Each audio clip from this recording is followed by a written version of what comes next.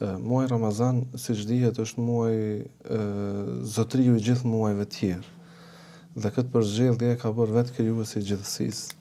Është muaj i dalluar, i veçuar dhe i përzgjedhur nga Zoti i Madhëruar për shkak të shumë begative që Zoti i ka përmbledhur brenda këtij muaji të bekuar. Në një prej citateve në Kur'an, Zoti i Madhëruar thotë, muaji Ramazanit është muaji në cilin ka filluar të zbritet Kurani. Dhe kjo ka një domethënie jashtëzakonisht të madhe.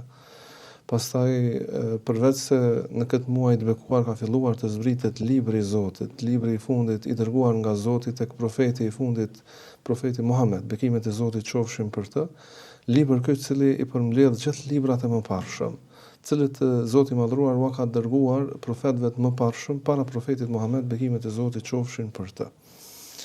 Dhe në këtë Kur'an, në këtë libër të shenjtë, libër të Zotit, Zoti i Madhëruar e përmend se dhe na urdhëron të gjithë besimtarëve musliman. Dhe duke na thënë se agjërimi ju është bërë obligim.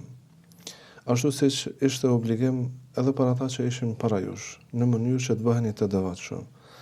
Pra Zoti i Madhëruar nuk dëshiron që të na lë si krijesa më e mirë që ka krijuar mbi sipërfaqen e tokës, duke e bërë që çdo krijesë mbi sipërfaqen e tokës ja ka nënshtruar dhe vënë në dispozicion njerëzit, që t'i shërbejnë njerëzit. Dhe njeriu është krijesa më e përsosur që Zoti ka krijuar mbi sipërfaqen e tokës, më e mirë e krijuar ndonjëherë. Prandaj Zoti nuk dëshiron që neve të na lë të shkujdesur, të devijuar, që lidhja jonë të jetë e shkputur me atë i cili na ka dhënë jetën. Prandaj dëshiron që Zoti i Madhëruar të na shohë të devotshëm.